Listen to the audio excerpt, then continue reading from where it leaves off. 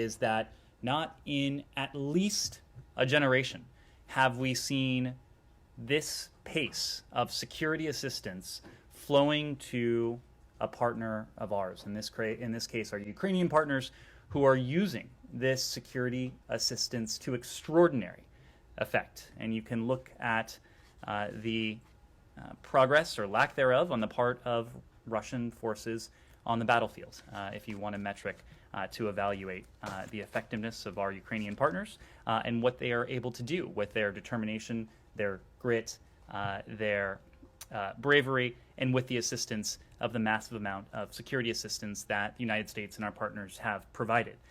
With this additional $800 million, we have provided more than $2.5 billion in security assistance since the Russian invasion began in February. We have provided more than $3.2 billion over the course of this administration.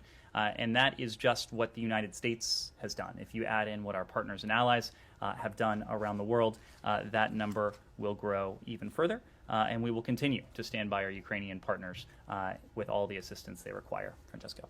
So you had something at the top to say. Informal.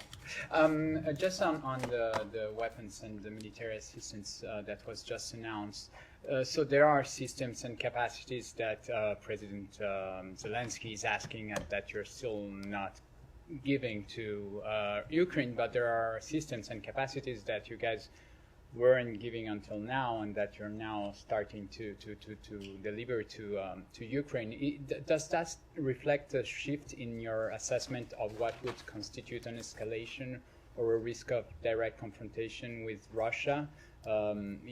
Is that because you feel that since they have moved from their full-scale war against Kyiv, there is a lesser risk about that confrontation? Well, I think it reflects a couple things. First, it reflects a conversation that we've been having with our Ukrainian partners since before Russia's full invasion of Ukraine began in February.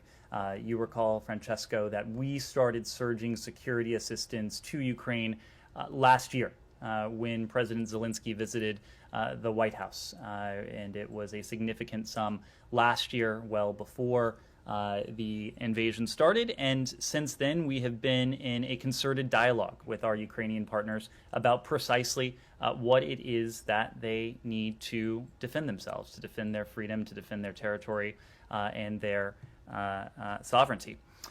We most recently had an opportunity to meet with Foreign Minister Kuleba last week in Brussels. You probably heard him say that he had 3 items on his agenda: weapons, weapons, and weapons. He met with Secretary Blinken, and Secretary Blinken had 3 answers for him: yes, yes, and yes. And you saw today the fruits of some of those discussions.